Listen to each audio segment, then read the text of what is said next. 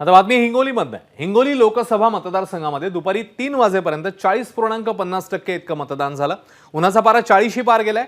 त्याचा परिणाम मतदानावर पाहायला मिळतोय. आढावा घेतलाय वेदांत नेबने. पाहूया. आता या रखरखत्या उन्हामध्ये हिंगोली लोकसभा मतदारसंघामध्ये मतदानाची दुपारी 3 वाजेपर्यंतची जी टक्केवारी आहे ती 40.50% इतकी झालेली आहे आणि अजूनही पुढील 3 तास हे मतदान चालणार आहे.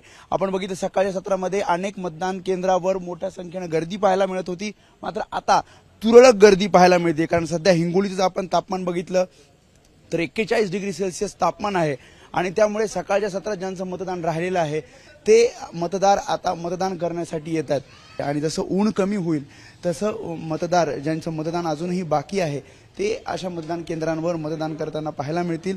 त्यामुळे या चढलेल्या उन्हाच्या पाऱ्यामध्ये मतदार अगदी तुरळक आपल्याला मतदान केंद्रांवर पाहायला मिळतात आणि पुढील साधारणपणे 2.5 ते 3 तासामध्ये 40.50% इतकी मतदानाची जी टक्केवारी आहे ती आणखी किती वाढते हे पाहावं लागेल.